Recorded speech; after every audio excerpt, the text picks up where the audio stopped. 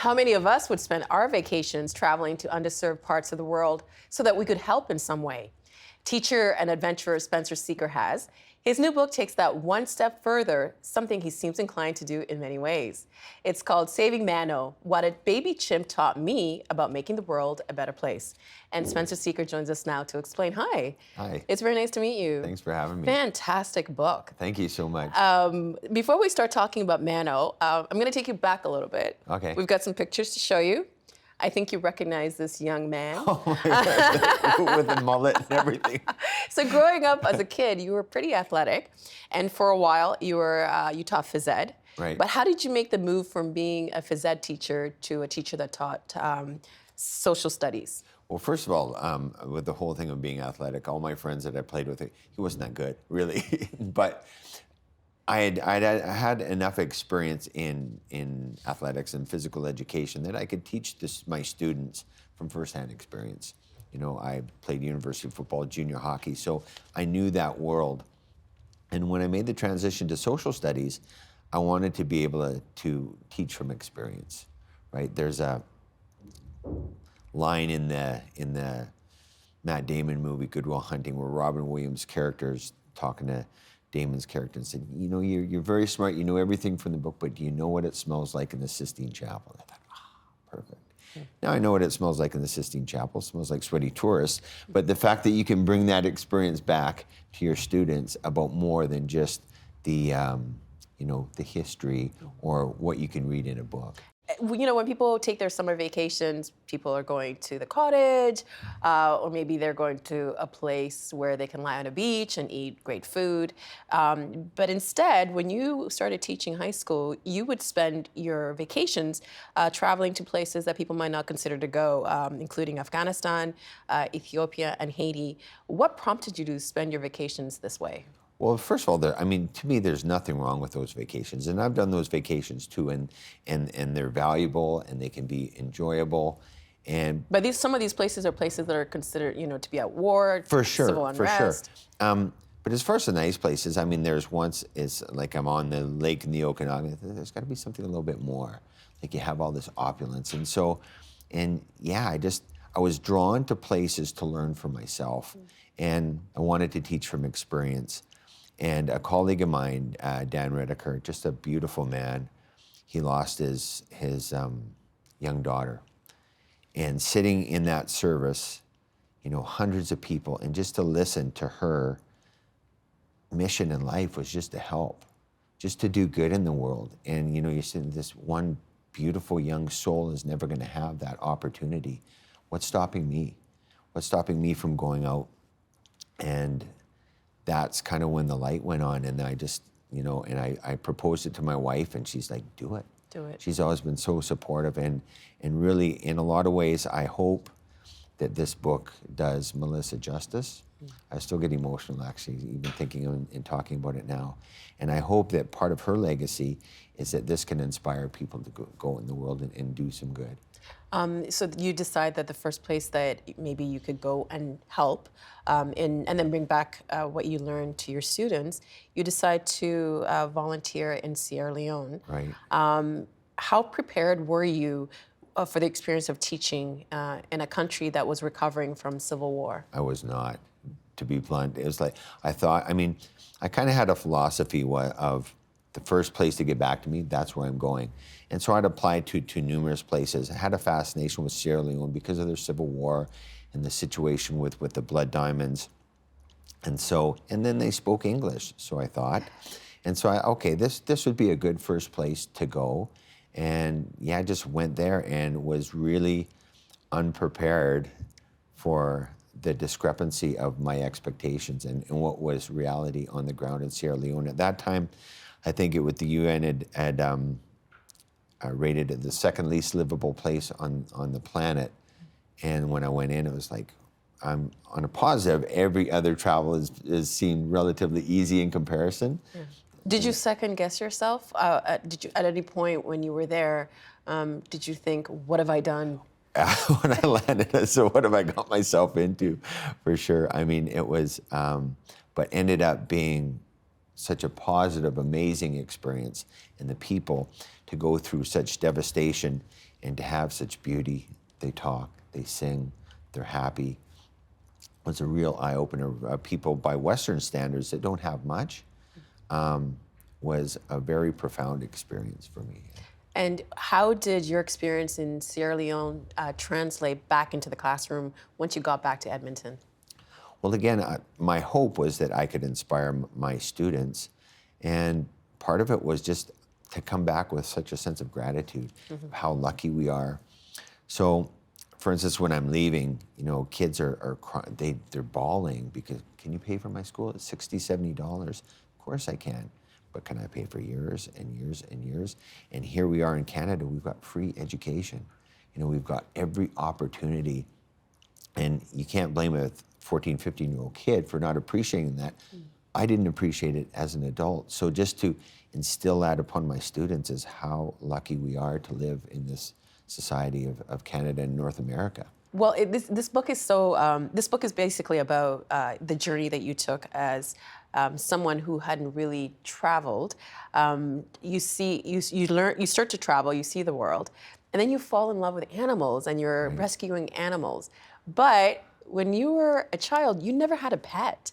No. So where did this love of animals, where did that start?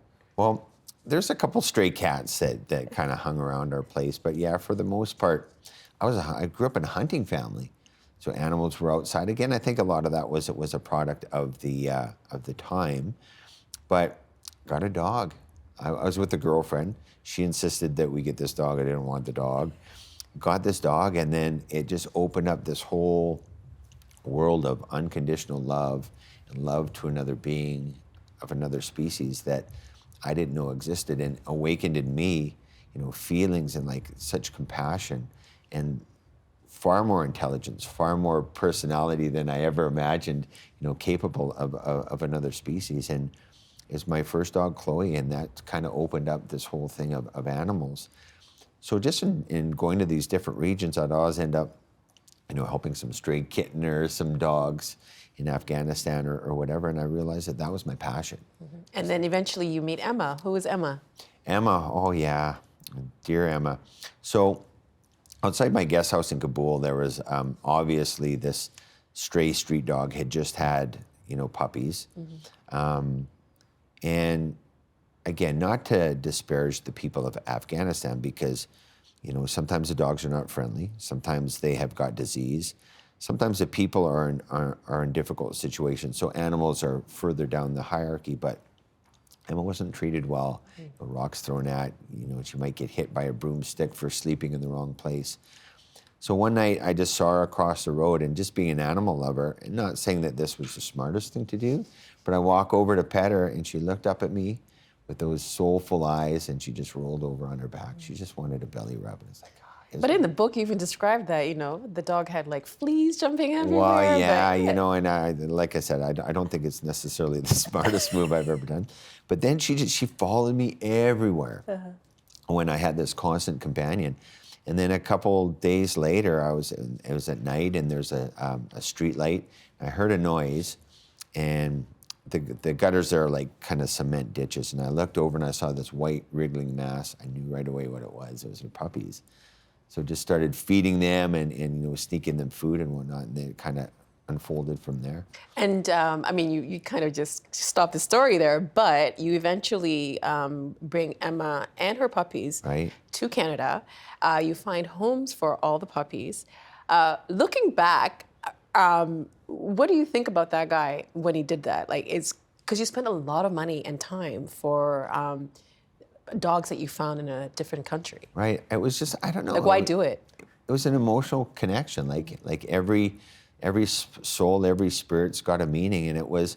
So how it unfolded was, at first they were puppies, and I brought them to Marnie Gustafson, who had an orphanage, but she also had connections with dogs. So she was going to get them adopted. And then it was about a year later, it's like, you know what? So I decided, part of my mission, I started this. It's kind of my responsibility. I just don't want to take it and put it on someone else's plate. So I thought, you know what? This is mine. So I just started about the whole process, and Emma became part of your family. Right. And, yeah. There were so many times, Nam, where you know, my wife and I'd be on a walk, say, how are we ever going to make this happen? There was almost no way, but you know, the universe unfolds, you get some wonderful people, and I got to say that the owners we could not have asked, scripted better owners. It really has been a perfect ending to that story. And fast forward, eventually you meet a chimpanzee called Mano. Right. How did you meet Mano? Well, again, just continuing on my advocacy for animals, I was in the northern Iraqi city of Duhok to help Dr. Suleiman Tamir. They've got a stray feral dog situation there, so he wanted some help. So I took a Christmas break and I went to help him with that. And he worked for the mornings, and it just so happened my hotel was a short walking distance from the zoo. Just so happened I'd met the zoo owner because Suleiman had a call there a day or two before. So it's like, okay, I'm on the other side of the world. So I just walked over to the zoo, and I think something got lost in translation, Nam, and I think they thought I was a veterinarian. I walk into this, you know, first of all, they welcome me in, and, you know, they're all happy to see me, and I walk in this confectionery store, and there's this baby chimpanzee ripping apart bags of sunflower seeds. He gets placed in my arms, and it's like, at first, it's like, this is pretty cool, you know, taking selfies to show my students. And then I look around the room, and everyone's gone. It's like, this is really cool. So I spent the morning with Mano, just taking him around and playing with him, and it was just such an enriching experience and so profound. Looking in those eyes, they're so human-like. So next morning I went back, same thing, and then I just started going for my mornings, and he and I just developed this bond, and wherever he would be in the zoo, he'd come barreling over, jump in my arms, and would just attach himself to me. He was about 1 year old at the time, and they're so human-like. Yeah, we just developed this incredible relationship. Did you find out how he ended up in a zoo in Iraq? Right. So, first of all, when I left, they'd put him in a bird cage, and he did not like the bird cage at all. So, I mean, it was a small cage. So wasn't sitting well. I had done other experiences, you know, just through my travels at different chimpanzee sanctuaries, and I realized what's entailed and what their life holds, and that didn't sit well. And then the zoo owner, Ramadan, was very forthcoming to me. All those animals had been smuggled in. At the time, Iraq, Kurdistan is a region of Iraq, was not a signatory of CITES, the international governing body that kind of regulates animal transport. So he didn't break any laws. He just told me. I paid $15,000 American for Mano. He came from the Congo. He started going over the routes that he got the animals.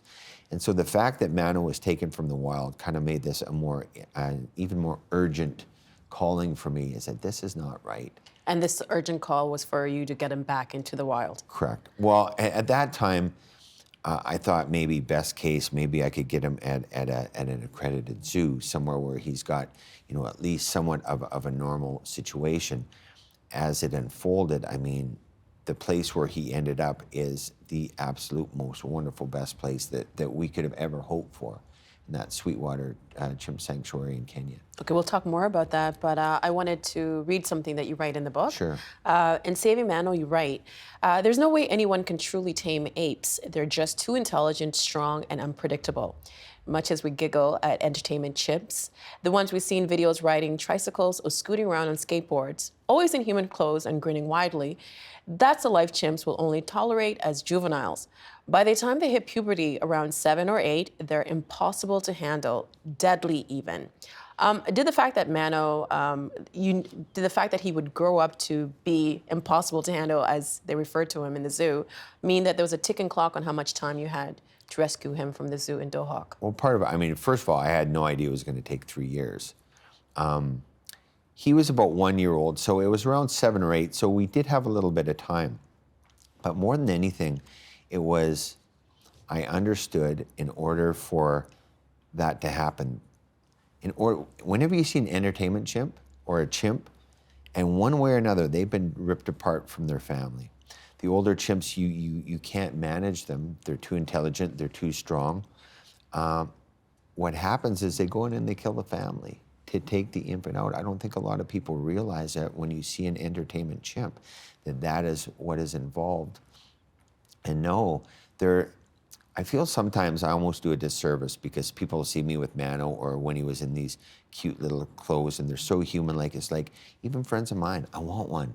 It's like, no, because people don't understand as they get older, they become unmanageable, deadly, to be frank. Because they're wild animals. They're wild animals. There's still something that I want to understand because to take something like this on is so big. Why would you want to do this? Why would you want to save a chimp when you don't have to? Well, I think saving the dogs from Afghanistan certainly paved the road, but to be frank, I never saw Mano as an animal. He was my friend. He was a sentient being who I had a connection to, who, to be honest, I fell in love with him. And to leave him for the bleak future that I know held for him just didn't sit right. And for me, it always would have been that pebble in my shoe if I wouldn't have stepped forward and tried everything that I could to get him into a better situation. So you decide that this is what you want to do.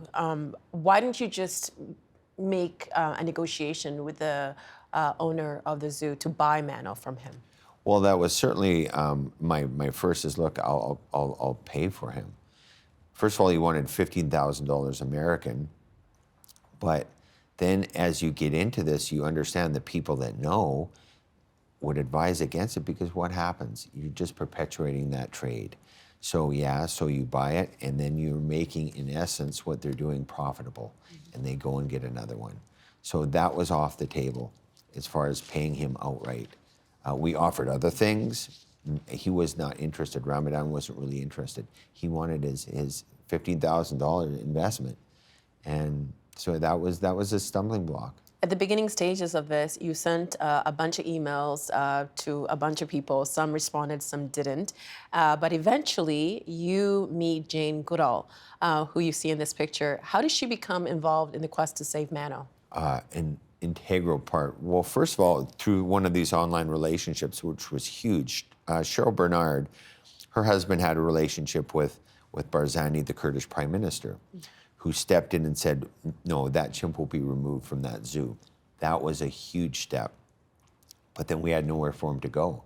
And we were a holding pattern for probably 2 years. And Jane Goodall was speaking in Edmonton at the Winspear Theatre. And my wife and I got tickets, stood in line like everybody else to, get our book signed. And I had a picture of Mano on my phone and had I'm practicing in front of the mirror to get my 5 to 10 second FaceTime to make an impression upon her. And, she lit up right away and she said, go talk to that lady, and put me in touch with Andrea Tether. And as soon as the Jane Goodall Institute got involved, that's when things really started to roll and really started to happen. It still took probably over 6 months after that, but as soon as Jane kind of attached her endorsement to it, it really opened doors. How straightforward was the process once you had found a place for him to get him back home to Africa? Well, it wasn't. And the red tape and the bureaucracy, and to be honest, without Jason Meyer, who worked for Animals Lebanon, how many chimps have I moved in my life? None. Mm-hmm. So Jason came in and he handled the bureaucracy, the flights, the paperwork. He built the crate. So he was a very important part, not only of the whole process behind the scenes, but also just in how to negotiate. Sometimes, and I would get angry too at the treatment of animals and the situations. Jason was always the calm, and he'd know it's better to work with people instead of being adversarial. And he really taught me a lot. And also, just such an important part of this story. Without Jane, without him, without Cheryl Bernard, this doesn't happen. Mano really did become a part of your family because eventually everything is set up. He's on his way back home, but then you end up traveling with him. What's the story behind that? Well, yeah, I had no idea, as a matter of fact. So we're traveling past Mosul, which at the time was the fiercest fighting. So it was at night. The flight leaving from Iraq to Kenya was delayed. There was an issue that they received no payment. So that chimp's not going anywhere. I didn't even hesitate. It's like, I'll stay with him. So Jason worked his magic, turned around and said, and as a matter of fact, I earlier that day, I told my wife, say, okay, our job's done, Mano's going back, we're getting him out, booked my flight home. And then Jason turned around and said, you're going with him. It's like, absolutely. So cargo plane from Iraq to Dubai, and then onwards to Kenya. I find that so incredible. It was incredible. It's No, almost, but I find it incredible that you would want to do that you were so invested in this, that you wanted to make sure that he arrived safely. oh, I mean, to me, it was never really, and again, for better or for worse, I'm pretty relentless once I set my mind to something, and it was not really a question. So once you get to Kenya, though, you do lose a little bit of your calm. What happened?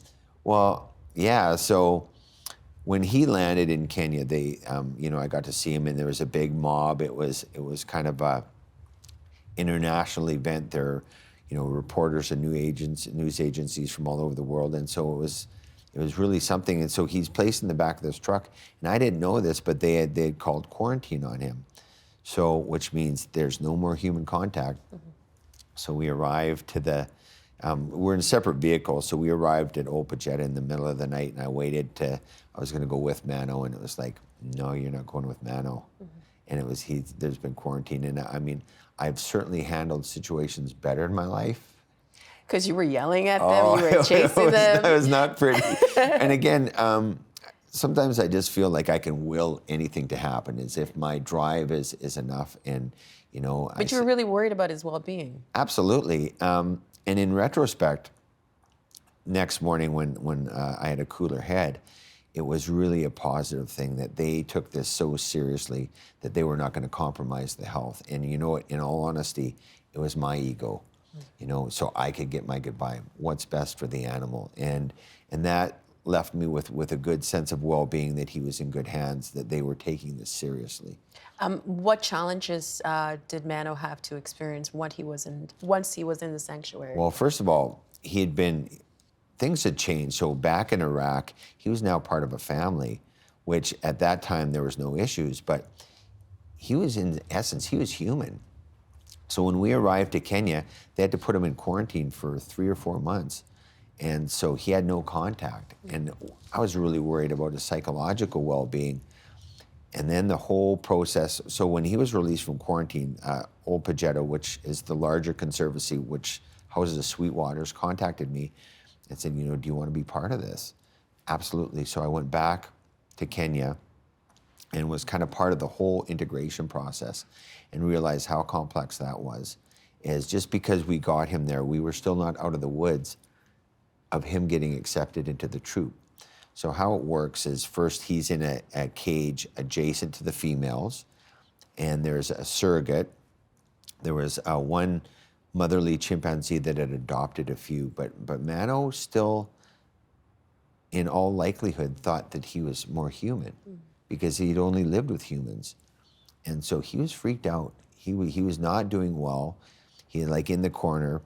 I was lucky, there's a wonderful researcher from the Max Planck Institute said, he needs someone to kind of settle him down. Let Spencer go in. So I went in, and he descends from the ceiling and jumps into my arms. And it was, even now, it's such an emotional moment. When people ask, does he remember you? That's a video I'll play. When people ask me, why did you do that? That's a video I'll play. And so after that, I had to go back to Canada, and they brought in a chimpanzee called Jane. And when I received the video in my inbox about, a month later, where they're tickling each other, it's like, we're there. He was home. He's home. So then they bring in another girl and another one. That's Jane on screen right now. Oh, yeah. And that's how the story ended. Yeah. It could not have ended better. So they bring the females with Mano in an outside enclosure adjacent to the males, separated by an electric fence. And so they kind of get acclimatized to each other. An interesting thing happened, though. When I was there the first time, the alpha was Nurin Kuru. And it was like chimp thug life. Like, he walks down in it, and it just parted. He wants food, he takes it. But the keeper said, that guy over there in the corner, his name is William, and he's actually president-elect. He's actually the alpha, he just hasn't taken it yet. So fast forward to the integration, the alpha is now William. So they finally released Mano into the enclosure with all his girls, and William sees Mano and he beelines towards him. And the girls did exactly what they should do. They intervened. Absolutely. They stopped that from happening, and that was the point what we know we're there, that we have made this. Mano knows to keep his distance, but William lets him be part of the troop. Now that Mano is fully integrated with his new family, what's next for you? Well, now that this, especially since the book's come out, things have been coming across my inbox. So last summer, I got 2 emails on the same day about a chimpanzee called Simon, which is in a West African country called Guinea-Bissau. So I'm like, okay, I was off on my summer and said, okay, maybe I can help this happen. So I went over. There is a wonderful Portuguese woman who's kind of taken the role with Simon that I did with Mano, and she's really been the driving force. She's actually living in Guinea-Bissau. So I went over to help get Simon over. I found 3 other chimpanzees that are in terrible situations. And to be honest, even much worse than Mano was in. And you realize that this is a big problem. This is a lifetime of work. This book is wonderful. It's a beautiful story. Thank you. Thank you for the work that you do, and actually like showing us the power of one individual and the change that you can affect. Yeah. Thank you so much, Spencer. Thanks. The Agenda in the Summer with Nam Kiwanuka is brought to you by the Chartered Professional Accountants of Ontario. CPA Ontario is a regulator, an educator, a thought leader, and an advocate. We protect the public. We advance our profession. We guide our CPAs. We are CPA Ontario, and by viewers like you. Thank you.